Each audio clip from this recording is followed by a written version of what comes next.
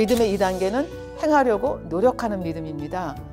그러니까 성령이 공고함을 느끼는 시기가 바로 믿음의 2단계라고 볼 수가 있겠습니다. 신앙생활 할 때 가장 힘든 시기가 믿음의 2단계라고 볼 수가 있겠습니다. 왜냐하면 마음으로 깨달아지지는 않는데 하라고 하는 말씀은 이제 말씀을 통해서 배웠기 때문에 의무적으로 하려고 하니까 깨달아지지 않아서 그냥 지켜야 되니까 이게 굉장히 힘든 그런 시기가 됩니다. 그런데 중요한 것은 어떤 사람은 이 믿음의 2단계를 굉장히 빨리 지나가고 어떤 사람은 평생 다 못 지나가거든요. 이 차이가 어디서 나느냐? 이 차이는 천국 소망, 하나님의 사랑을 얼마나 마음으로부터 깨닫느냐 하는 것이 이런 차이를 가져온다고 볼 수가 있겠습니다. 그래서 저희 교회 이재록 당회장님께서는 죄 버리는 게 왜 그렇게 어려운지 이해할 수가 없다고 그렇게 늘 저희들에게 말씀을 하십니다. 그러나 저희들의 현 주소를 보면 죄 버리는 게 어렵거든요. 근데 그럼 우리 당회장님하고 죄 버리기 어려운 사람의 차이가 바로 뭔가? 하나님을 얼마나 뜨겁게 만났고 하나님을 얼마나 사랑하느냐, 이 차이에서 온다고 하는 것을 볼 수가 있습니다. 저희 당회장님께서는 7년 동안 질병에 시달리셨습니다. 세상에 어떤 의사도, 세상에 어떤 약으로도 치료가 될 수 없어서 정말 죽을 수밖에 없는 그런 상황 속에서 극적으로 아버지 하나님을 만났고 만나는 그날 아버지 하나님께서 모든 질병을 깨끗이 치료해 주셨습니다. 그러니까 세상 살면서 어머니의 사랑도 아내의 사랑도 누구의 형제들의 사랑도 결국은 내 유익과 배치가 될 때 결국은 버릴 수밖에 없는 그런 사랑이지만 아버지 하나님은 다르구나. 버리지 않는 사랑, 끝까지 포기하지 않는 분이 아버지의 사랑이라는 걸 깨달았기 때문에 이 아버지를 사랑할 수밖에 없는 거예요. 그래서 만나는 그 순간부터 오랜 세월이 지난 오늘에 이르기까지, 몇십 년이 지난 오늘에 이르기까지 그 하나님을 사랑하되 날마다 더 사랑한다.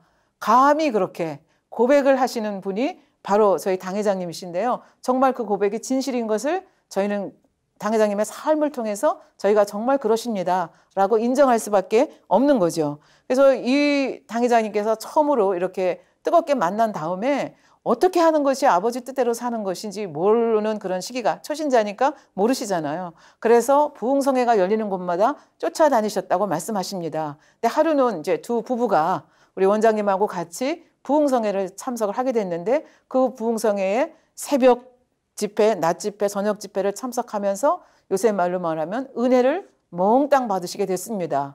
그래서 그 부흥 강사의 말씀을 통해서 성경을 읽어야 된다는 것. 예수 믿는 사람들은 주 예수 그리스도를 믿는 사람들은 성경을 읽어야 된다는 것. 그다음에 예수가 우리의 구세주가 되신다는 것. 술과 담배는 끊어야 되고 기도는 어떻게 해야 되는지, 11조와 감사헌금은 어떻게 해야 되는지, 하나님 앞에 나올 때는 빈손으로 나오면 안 된다는 것. 이런 신앙의 기본에 대해서 배우게 되셨습니다. 그동안 법 없이도 살 수 있다고 본인도 생각했고 남들도 그렇게 인정을 해주셨는데 성경을 읽으라는 이분의 말씀에, 부흥 강사의 말씀에 따라서 이 말씀을 들어가면서 성경을 읽어보니까 나는 죄인이 아니라고 생각했는데 내가 얼마나 큰 죄인인가를 깨닫고 통해 자복을 하면서 콧물 눈물 흘려가면서 이렇게 통해 자복을 했다고 말씀을 하십니다. 본인이 고백하시기를 굉장히 내성적인 성격이기 때문에 남 앞에서 콧물 흘리고 눈물 흘리면서 그렇게 큰 소리로 통해 자복한다는 거 상상을 못했는데 막 성령님의 은혜가 막 넘치니까 부끄러운 것도 없어지면서 그렇게 통해 자복을 하셨다고 말씀을 하시고 그 부흥 집회를 계기로 해서 신약부터 시작해서 마태복음으로부터 시작해서 하나님의 말씀을 열심히 읽어가기 시작했고 말씀을 읽어가면서 가다 보니까 성경 말씀에 여러 가지 말씀들이 나왔습니다. 미워하지 말라, 악을 버리라, 혈기를 내지 말라, 거짓말하지 말라, 원수까지라도 사랑하라. 이런 말씀을 읽어가다 보니까 내가 지키는 것도 있지만 내가 아버지 뜻대로 살지 못하는 것이 있는 것을 발견하고 그것을 노트에 하나씩 정리해 가시면서 그것을 놓고 내가 지키지 못하는 것을 하나씩 정리를 해 가시면서 그것을 놓고 기도하시기 시작하셨다 말씀하셨습니다. 예를 들면 너무 오랫동안 그렇게 살았기 때문에 습관이 된 것들, 이것들은 굉장히 버리기가 힘드셨다 말씀하셨습니다. 그래서 예를 들면 거짓말하지 않겠습니다. 이렇게 아버지 앞에 기도했는데 사실 우리가 일상생활에 보면 자기도 알지 못하는 사이에 거짓말하는 경우 있잖아요. 의도적으로 하는 경우도 있고 의도하지 못하고 거짓말하는 경우도 있습니다. 예를 들면 식사하셨습니까? 그러는데 사실 식사를 안 했지만 상대가 불편하지 않도록 식사를 안 했는데도 불구하고 식사했다고 하는 거. 이것도 사실은 선의의 거짓말이긴 하지만 거짓말이잖아요. 그러니까 이런 경우에도 어떻게 거짓말하지 아니하고 진실로 상대방의 마음을 헤아리면서 진실을 말할 수 있는가 이런 걸 생각하게 되는 거죠. 그래서 그럼에도 불구하고 내가 거짓말을 했다.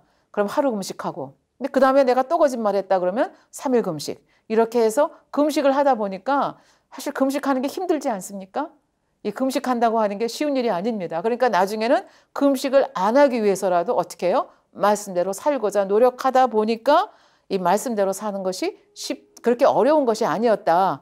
그러시면서 말씀하시기를 나중에 주의 종이 돼서 보니까 이 죄라고 하는 것이 크게 두 가지로 대별이 된다는 거예요. 하나는 뭐냐 하면은 내가 행함으로 짓는 죄들. 예를 들면 혈기라는 죄를 보면 참아서 꾹꾹 눌러 참는 혈기가 있고 혈기가 나면 남을 때린다든지 소리를 지른다든지 큰 소리를 내는 혈기가 있습니다. 그래서 행함으로 하는 이 범죄, 행함으로 하는 죄는 이걸 우리가 육체일이라고 얘기를 하고요. 그다음에 행함으로 하는 건 아니지만 내가 겉으로 행동은 안 하지만 내 마음속으로 가지고 있는 죄성들이 있습니다. 혈기라든지 간음하는 마음이라든지 미워하는 마음이라든지 시기하고 질투하는 마음 이런 마음들이 있습니다. 근데 이런 방법으로 아버지를 너무 사랑하고 그다음에 나중에 이제 말씀을 듣고 보니까 예수 그리스도가 나를 지옥에서 건져주셨고 그다음에 또 보니까 천국이 있고 지옥이 있고 이런 걸 알고 보니까 너무 감사한 거예요. 그래서 아버지의 뜻대로 살기를 원하다 보니까 이렇게 정리해가면서 이제 말씀대로 살게 된 거죠. 그래서 당회장님께서는 감히 말씀하시기를 이렇게 하다 보니까 3, 4개월 내에 이 육체의 일들, 내가 행함으로 짓는 죄들을 다 버릴 수 있었다. 이거를 우리 지금 하고 있는 믿음의 분량하고 말씀을 드리면 믿음의 2단계를 3, 4개월 내에 지날 수 있었다. 믿음의 1단계는 그냥 순간에 지나는 것이고요. 그래서 3, 4개월 내에 믿음의 2단계를 지나서 3단계로 올라설 수가 있었다. 그러니까 토탈 3년 만에 0으로 믿음의 4단계로 뛸 수가 있었다. 이렇게 말씀하시면서 저희들에게 소망을 주십니다. 그때는 아무도 가르쳐주는 사람이 없었다는 거예요. 어떻게 하면 죄를 버리고 어떻게 하면 되는지 가르쳐주는 사람이 없이 기도하면서 말씀 읽으면서 성령의 인도함을 받아서 버리는데 3년이 걸렸다는 거예요. 그러나 여러분들은 이렇게 자세하게 풀어서 알려주고 있지 않습니까? 그러니까 여러분들이 마음만 먹으면 1년 안에 믿음의 4단계로 뛸 수 있습니다. 이렇게 말씀을 하시고 실제로 요새 저희 교회의 젊은이들이 이 말씀을 그대로 아멘으로 받고 몇 개월 이내에 0으로 들어가신 4단계로 들어가신 분들도 있고 많은 분들이 이 말씀대로 살아서 더 빠른 속도로 믿음의 2단계, 3단계, 4단계를 지나서 이렇게 원령으로 들어가신 분까지 생기는 것을 저희가 보게 됩니다. 그러니까 얼마만큼 말씀을 진심으로 믿느냐, 얼마만큼 아버지 하나님을 사랑하느냐, 얼마만큼 천국과 지옥이 있는 것을 정말 내 마음에 믿느냐가 이 단계를 빨리 지날 수 있는 그런 비결이 된다고 볼 수가 있겠습니다. 저희 당회장님 말씀이 나왔으니까 이 초신자로서 어떻게 말씀대로 구체적으로 살았는지 하는 것을 한두 가지만 예를 들어 드리도록 하겠습니다. 오늘 제가 이 주일 지키는 일에 대해서 말씀을 많이 드리는데요. 이제 부흥성에 이렇게 참석하시고 이렇게 하시면서 주일은 생명과 같이 지켜야 되고 아버지 하나님이 복 주신 날이기 때문에 절대로 이 주일을 깨서는 안 된다는 말씀이 마음에 명심이 되었던 것 같습니다. 그런데 7년간 질병에 걸리셨다가 치료를 받긴 했지만 몸도 연약하시고 그 다음에 또 7년 동안 병 치료하면서 굉장히 부채가 많았기 때문에 그 부채를 갚기 위해서 이제 노동을 해야 되는 그런 입장에 있었습니다. 그래서 그때 당시에 무슨 손을 하는 노동 일을 하셨는데 이 사건이 일어날 그 당시에는 이제 원장님, 사모님하고 같이 어린 그 막내딸을 양산, 한여름에 그 양산 밑에다 뉘어놓고 돌을 모으는, 주워 모으는 그런 일을 하셨는데 하루 종일 일하셔봤자 1,500원 정도 버셨다고 합니다. 그러니까 그 부채진 것에 이자 내기도 굉장히 힘든 이런 상황.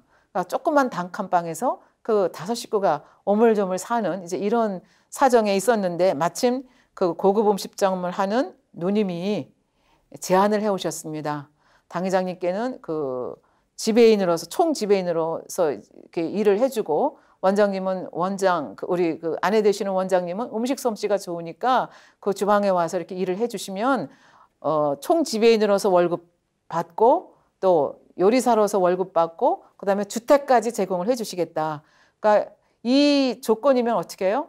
얼마만 지나면 금방 부채 다 갚고 의식주 문제가 다 해결되는 너무나 정말 달콤하고 좋은 제안이었습니다. 그런데 단 한 가지 그 누님께서 말씀하시기를 동생 집도 주고 월급도 많이 줄 테니 총 지배인을 맡아 해보게. 그런데 한 달에 2번은 일요일에 근무를 해야 하네. 이런 조건이 있었습니다. 근데 이 조건에 대해서 생각해 보지도 아니하시고 이렇게 답변하셨다고 간증집에서 말씀을 하고 계십니다. 죄송합니다, 누님. 저는 무슨 일이 있더라도 주일에는 교회에 나가 예배 드려야 하니 할 수가 없습니다.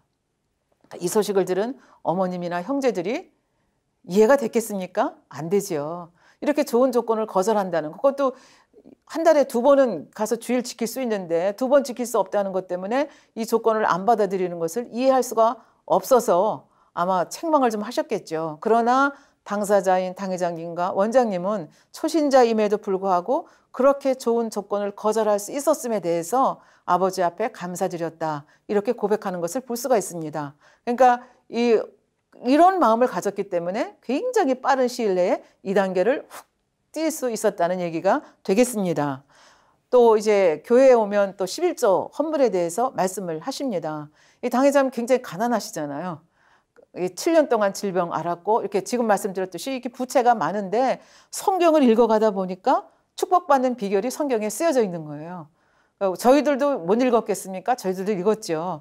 그런데 차이가 나는 게 뭡니까? 당회장님은 그 말씀을 그대로 믿으셨고 그 말씀 그대로 행하셨기 때문에 지금 엄청난 본인의 입술로도 말씀하시지만 전 세계 모든 주회종 중에서 최고의 축복을 받으셨다 말씀하시고 말만 그렇게 하시는 것이 아니라 증거로 말씀하시거든요. 어떤 증거입니까? 저희 같이 큰 교회에 1년 예산의 4분의 1을 당회장님이 공식적인 헌금으로 내고 계십니다. 그러나 비공식적으로 구제하시고 비공식적으로 이렇게 하시는 그 액수까지 따지면 제가 여기서 액수는 말씀 안 드립니다. 왜냐하면 너무 놀라서 뒤로 넘어질 분이 계시기 때문에 말씀은 안 드리지만 인간으로서는 도대체 이런 일이 어떻게 일어날 수 있을까? 우리 당회장님의 생활은 주일날 예배가 끝나면 기도처로 가서 금요 철야 때 금요일날 내려오시는 생활인데 언제 이 돈을 마련할 수 있을까? 근데 하나님 말씀대로 사시면 하나님이 보증해 주십니다. 그래서 하나님 그 성경에 있는 말씀을 그대로 믿으셨기 때문에 이것이 가능했다는 얘기죠. 그러면 성경에 있는 말씀이 뭐냐? 아마 여기서 제가 지금부터 잠깐 짧게 말씀을 드릴 텐데 이 말씀을 모르시는 분이 한 분도 안 계실 것입니다. 그렇다면 도대체 그분의 신앙은 무엇이고 나의 신앙은 무엇인가를 한번 깊이 생각을 해보셔야 되지 않을까 생각이 됩니다. 우선 우리가 믿는 하나님은 부자시라는 겁니다. 우리가 믿는 주님은 부자시라는 거죠. 은도 금도 다 아버지의 것이다 말씀을 하고 계십니다. 요한복음 1장 3절에 보면 만물이 그로 말미암아 지은 바 되었으니 지은 것이 하나도 그가 없이는 된 것이 없느니라. 그 다음에 요한복음 3장 35절에 보면 아버지께서 아들을 사랑하사 만물을 다 그 손에 주셨다 그렇게 말씀하고 계십니다. 그리고 주님이 이 땅에 오셔서 사시던 삶을 보면 주님께서 마음만 잡수시면 얼마든지 떵떵거리고 호화로운 주택에서 정말 기적처럼 살 수가 있었습니다. 왜 그렇습니까? 물로 포도주를 만드셨습니다. 오병이어로 축사하시니까 남자만 5,000명이 먹고도 12바구니가 남았습니다. 베드로가 그 성전세 내라고 하니까 어디 가서 낚시질 해라고 해서 낚시해서 고기를 생선을 잡아보니까 거기에 한 세겔 동전이 들어있습니다. 이런 주님이시니까 마음만 먹으면 얼마든지 부요할 수 있는 그런 주님이셨습니다. 그러나 이 땅에서 사실 때 어떻게 사셨습니까? 짐승의 우리에서 태어나셨고 평생 동안 가난하게 사셨습니다. 가난하게 사셨다는 걸 어떻게 알 수 있습니까? 마태복음 8장 20절에 보면 이런 말씀이 있습니다. 예수께서 이르시되 여우도 굴이 있고 공중의 새도 거처가 있으되 오직 인자는 머리 둘 곳이 없다. 그러니까 직팡칸 요새 말로 말씀드리면 집 한 칸 제대로 없이 그렇게 사셨다는 얘기가 되겠습니다. 그런데 그럼 왜 우리 주님은 이렇게 부유하게 태어나시고 부유하게 살 수 있었을 때도 불구하고 그렇게 가난하게 태어나시고 가난하게 사셨나? 여기에 대한 답변을 고린도 후서 8장 9절이 우리에게 주고 있습니다. 우리 주 예수 그리스도의 은혜를 너희가 알거니와 부요하신 자로서 너희를 위하여 가난하게 되심은 그의 가난함을 인하여 너희로 부욕해 하려 하심이라. 다시 말하면 우리 인생들의 가난함을 대속하기 위해서 하나님의 아들이신 예수님이 이 땅에 오셔서 가난하게 태어나시고 돌아가실 때까지 가난하게 사셨다는 얘기입니다. 그러니까 이 주님을 믿으면 우리 가난을 이미 대속해 주셨기 때문에 우리가 가난해야 될 이유가 없다는 얘기가 되겠습니다. 그리고 예수를 잘 믿어야, 하나님을 잘 믿고 부유해져야 아버지께 영광을 돌릴 수 있습니다. 성경을 한번 보십시오. 아브라함 거부였습니다. 이삭 거부였습니다. 야곱, 요셉, 다니엘 다 거부였습니다. 하나님 믿으면 부자 된다. 그런데 내가 끼가 없어서 걱정한다. 그러면 전도 제대로 되겠습니까? 당신이나 잘 믿으세요. 그렇게 얘기하지 않겠습니까? 그러니까 사실 예수 믿는 사람들은 아버지가 이렇게 축복해 주셨기 때문에 우리는 축복을 받아야 됩니다. 부유하게 돼서 마음껏 하나님께 드릴 수 있는 그런 사람이 되어야 되는 것입니다. 성경에 보면 물질 얻는 방법에 대해서 설명을 하고 있습니다. 우선 구해야 된다 말씀하시죠. 구하라 주실 것이요, 찾으라 찾을 것이요, 두드리라 열릴 것이라. 그러면서 쭉 말씀하시기를 떡을 달라 하는데 돌을 줄 자가 어디 있느냐. 너희가 악할지라도 생선을 달라 하는데 뱀을 줄 아비가 어디 있겠느냐. 너희가 악할지라도 그리 하건대 하물며 하늘에 계신 아버지가 너희가 구하는데 좋은 것을 주시지 않겠느냐. 구하라 이렇게 말씀하고 계십니다. 그러나 욕심을 가지고 구하면, 정욕적으로 구하면 이건 안 되는 거죠. 아버지 나라를 위해서, 선한 사업을 위해서 구하라는 얘기를 여기서 하십니다. 그리고 하나님의 말씀대로 살아갈 때 구한다고 다 주느냐? 그건 아닌 거죠. 아버지의 말씀대로 살 때 주신다고 말씀을 하십니다. 그러니까 유명한 말씀 요한 3서 1장 2절 말씀에 보면 내 영혼이 잘된 같이 내가 범사에 잘되고 강건하기를 원한다. 그래서 영혼이 잘되는 것이 뭐냐? 이거는 이제 믿음의 4단계에 가서 설명을 해드리겠습니다. 조건입니다. 내 영혼이 잘 돼야 됩니다. 그래서 이 조건이 있고 신명기 28장을 우리가 축복장이라고 얘기합니다. 축복에 대해서 말씀을 하시는데 누구에게나 무차별하게 축복을 주시는 것이 아니라 거기도 단서가 있습니다. 그 단서가 뭐냐 하면 내가 내 하나님 여호와의 말씀을 순종하면 이 모든 복이 내게 임하여 내게 미치리니.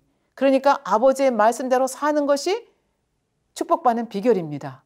그러니까 계명을 지키는 것이 아까 뭐라 그랬어요? 무거운 것이 아니다. 왜? 나를 복지시키기 위해서, 나를 행복하기 위해서 계명을 지키라 하시는 것이니까 그렇게 말씀하시는 것이다. 이렇게 생각의 방향이 바뀌면 계명 즐겁게 지키게 되는 거죠. 그래서 구하라 말씀하시고 또 하나 영적인 원리가 뭐냐 하면 심은 대로 거두게 하시는 것입니다. 그러니까 많이 심은 자는 많이 거두고 적게 심는 자는 적게 거둔다. 이게 갈라디아서 6장 7절에 있습니다. 마누리 여김을 받지 않으시는 분이 계시기 때문에 무엇으로 심든지 그대로 거두신다 말씀하시고 고린도 후서 9장 6절부터 7절에 보면 적게 심는 자는 적게 거두고 많이 심는 자는 많이 거둔다. 그리고 인색함으로나 억지로 하지 말고 즐겁게 하라. 이렇게 말씀을 하십니다. 당회장님 말씀하십니다. 저희가 이제 가나안 성전을 짓고 대성전을 짓기 위해서 저희가 오랫동안 기도하고 있는데요. 아버지 하나님께서 당회장님 심으신 것에 100배로 축복해 주시겠다 말씀하셨습니다. 그러니까 100배로 축복해 주시는 이유가 뭐냐면 말씀대로 사시되 그리고 아버지 앞에 힘껏 심으시되 즐겁게 심으셨기 때문에 아버지 하나님께서 그 모습을 보고 너무 기쁘셔서 100배 이상으로 축복해 주시겠다 해서 그 축복해 주신 그 물질을 가지고 저희가 앞으로 가나안 성전도 짓게 되고 대성전도 짓게 될 것입니다. 아버지 하나님께서는 약속하셨으면 무슨 일이 있더라도 꼭 지키시는 분이기 때문에 저희들도 큰 기대를 가지고 있습니다. 그래서 아버지 하나님은 너무나 좋으신 분이십니다. 우리가 심으시면 심은 만큼만 주시는 분이 아니고 아주 최소한도 주시는 게 뭐냐 하면 2배 이상입니다. 그것이 누가복음 6장 38절에 보면 주라 그리하면 너에게 줄 것이니 곧 후히 되어 누르고 흔들어 넘치도록 지금은 쌀 가게 가서 팔아먹는 적이 없는데 제가 어릴 때 보면 쌀 가게에 가서 쌀을 사거든요. 그러면 대박에다 놓고 흔들어서 이렇게 주는 거 볼 수 있거든요. 그래서 여기 보는 대로 누르고 흔들어 넘치도록 하면 2배가 됩니다. 그러니까 우리가 심은 것에 적어도 2배 이상을 주시는 좋으신 아버지 하나님이시기 때문에 이 말씀을 믿는다면 어떻게 해요? 주는 겁니다. 아버지 앞에 심는 겁니다. 그리고 마가복음 4장 8절에 보면 더러는 좋은 땅에 떨어짐에 무성하게 결실하였으니 30배, 60배, 100배가 되었느니라.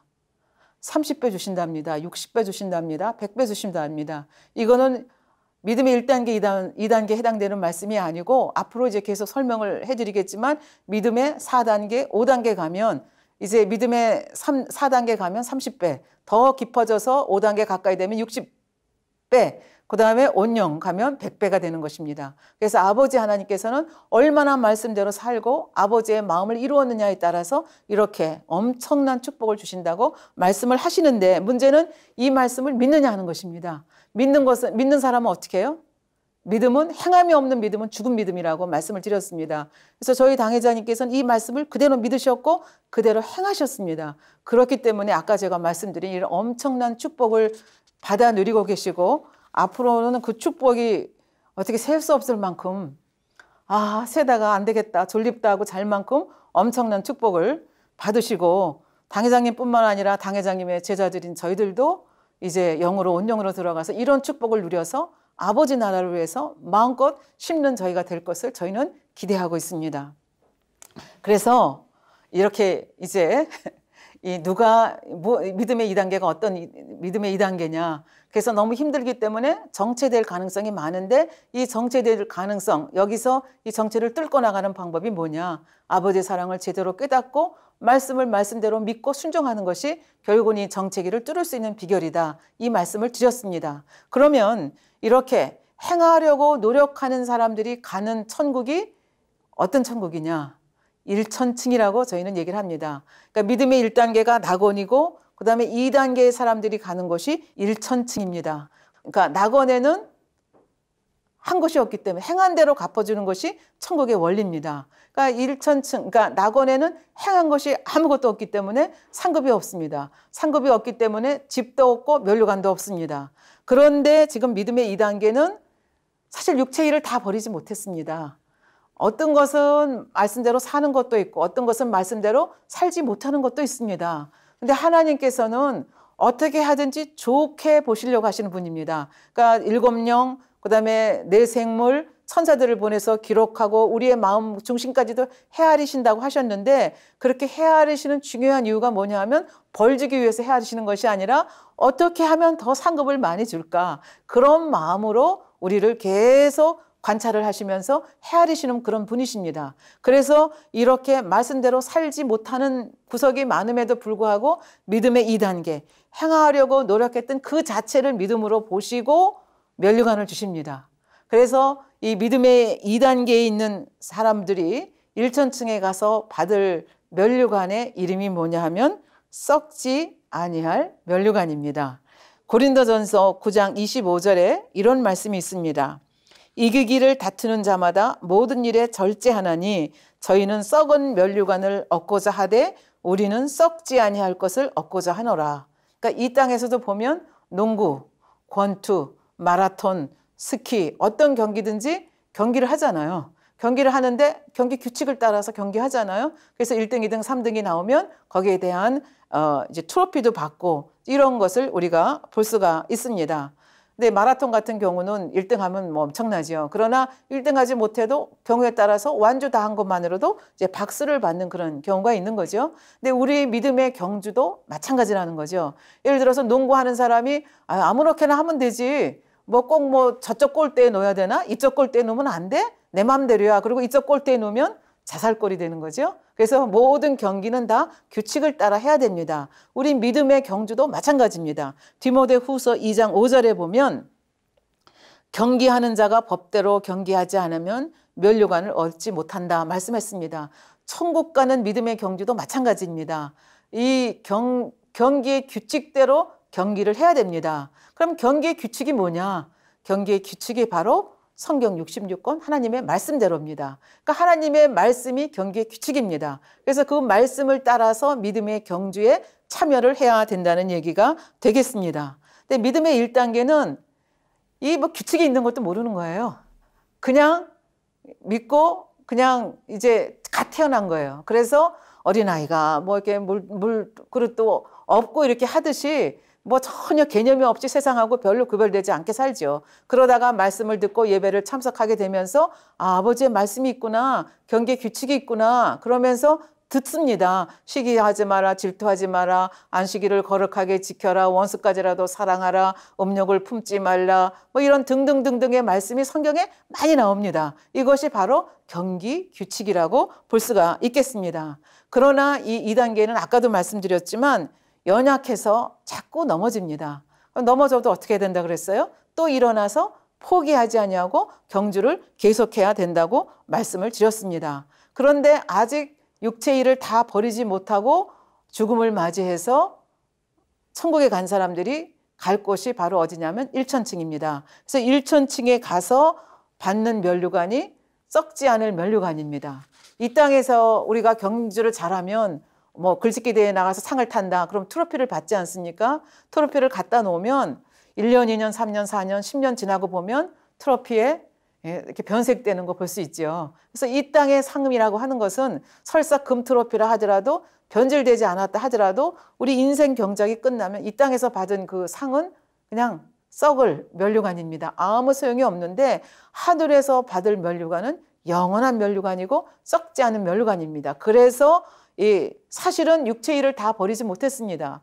그래서 믿음의 1단계에서 구원받은 사람을 우리가 부끄러운 구원을 받았다 이렇게 얘기를 하는데 믿음의 2단계도 마찬가지로 부끄러운 구원입니다. 왜? 주님이 우리를 위해서 생명까지라도 바치고 그 엄청난 고난을 당하면서 구원의 길을 열어주셨는데 나는 힘들다 이렇다 저렇다 하면서 믿음의 경주를 제대로 잘 하지 못하고 육체의 일도 버리지 못하고 지금 천국에 들려간 케이스이기 때문에 아버지 앞에 섰을 때 너무 민망한 거예요. 그래서 이 믿음의 2단계에서 구원을 받아도 우리가 부끄러운 구원이다. 그래서 아까 젖 먹는 신자라는 말씀을 드렸죠. 그래서 젖 먹는 신자들은 결국은 부끄러운 구원을 받는 겁니다. 그래서 내 편에서 보면 너무 부끄럽고 죄송한데 아버지 편에서는 그래도 영원한 것을 바라보고 믿음의 경주에 참가했다는 그것만으로도 그것을 믿음으로 보시고 그러니까 아버지는 사랑의 하나님이십니다. 어찌하면 하나라도 더 줄까? 사랑으로 궁휼의 마음으로 우리 인생들을 바라보시는 겁니다.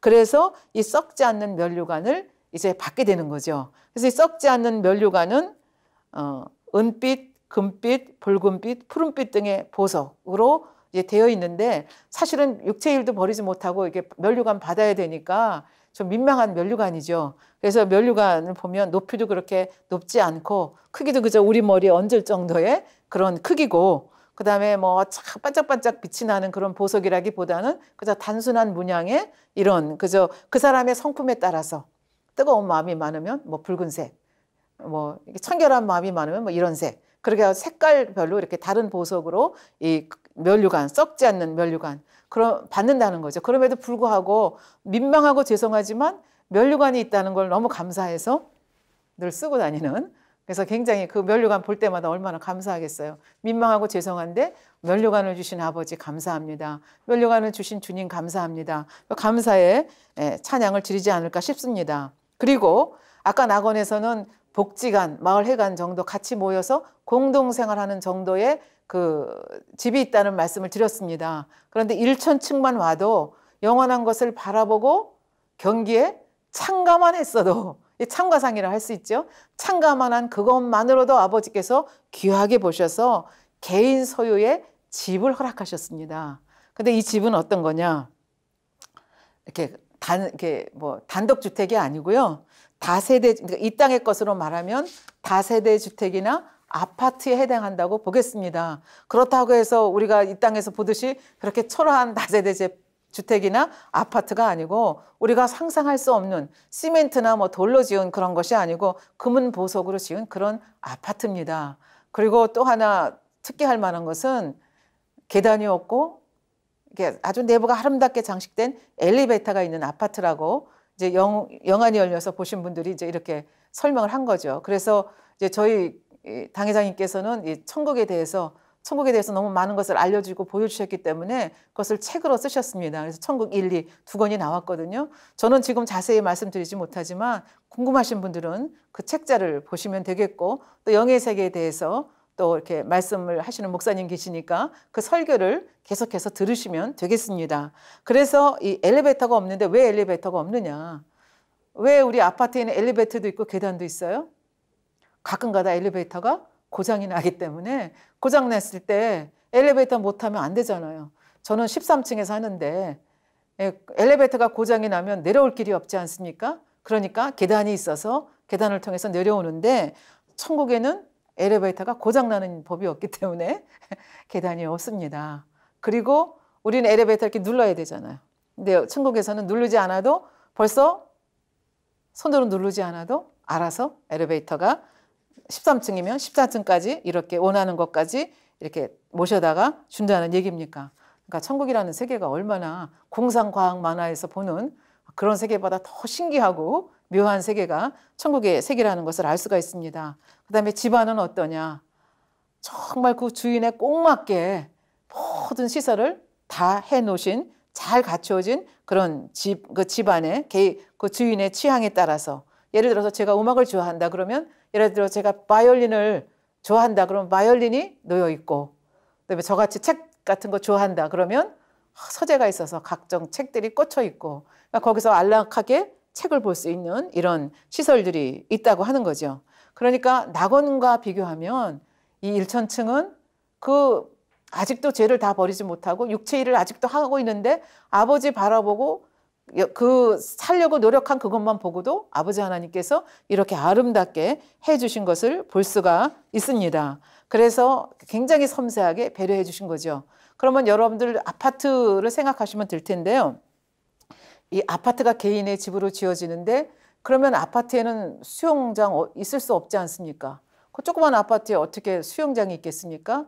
어떻게 오락시설이 있겠습니까? 어떻게 영화관이 있을 수 있겠습니까? 근데 천국에는 다 있거든요. 오락시설이 다 있는데 그리고 뭐 수영장도 있고 산책로도 있고 공원도 다 있는데 조그만 아파트에 만들어 놓을 수가 없지 않습니까? 그러니까 이 1천층에서는 이런 공공시설들이 공동으로 사용이 되는 거죠. 아파트 밖에. 지금 저희 아파트가 그렇지 않습니까? 아파트 밖에 보면 저희가 사는 아파트 앞에 보면 테니스 코트가 있거든요. 그래서 그걸 공동으로 이용합니다. 그다음에 지하에 가면은 에어로빅 하는 그 장소가 있거든요. 그럼 거기 가서 공동으로 에어로빅을 하게 되거든요. 그러니까 여러분들이 이걸 상상하시면 되겠습니다. 그래서 천국에도 이런 여러 가지 예쁜 정원도 있고 공원도 있고 각종 편의시설, 골프장도 있고 수영장도 있고 다 있는데 이것이 개인용이 아니라 공동으로 사용을 한다는 그런 얘기가 되겠습니다. 그럼 공동으로 사용하면 불편하냐? 아닙니다. 천국은 악이 없기 때문에 서로 잘 아름답게 질서를 잘 지켜가면서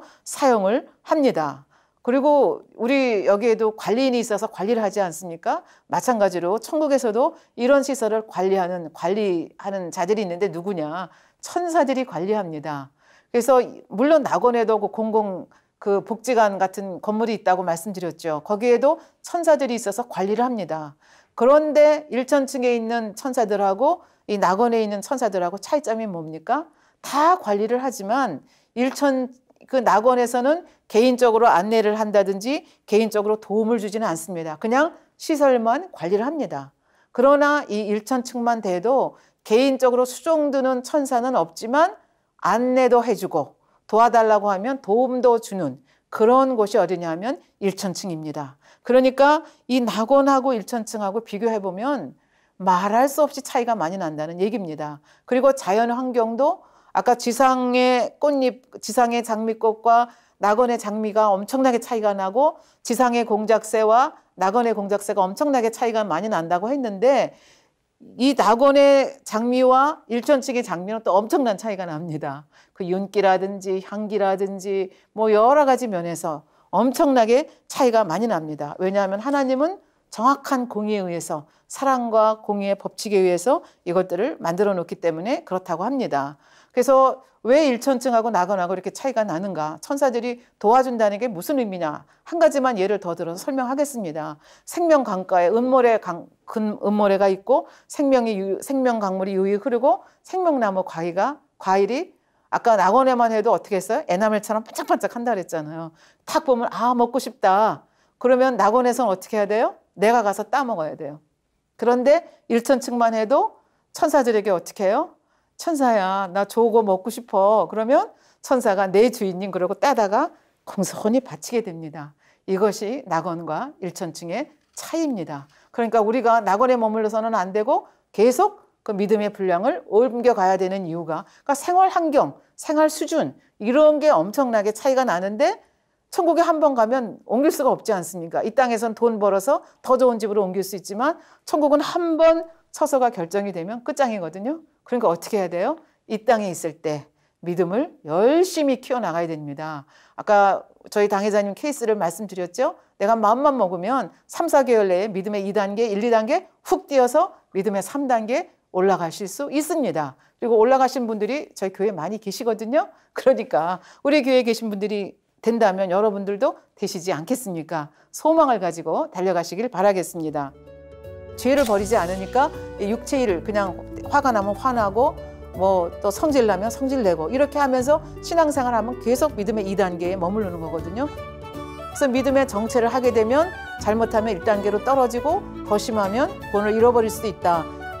제일 중요한 것은 마음에 할례하는 것입니다. 마음에 할례하고 하는 것은 무엇입니까? 우리 속에 있는 죄성을 발견해서 죄를 버려나가는 것입니다. 이것을 하지 않으면 결국은 이렇게 잘해야 일천증, 잘못하면 낙원, 아니면 구원과 멀어질 수 있다는 그런 얘기가 되겠습니다. 성경에 있는 한 분을 예로 들어서 여러분에게 말씀을 드리겠는데요. 이삭과 리브가에게는 쌍둥이 아들이 있었습니다. 형님이 에서 있고 동생이 야곱입니다. 그래서 이 형님이었던 에서가 어디에 그 신앙이 어디에 갈 수 있는 신앙이냐면 바로 일천층에 갈 수 있는 신앙입니다.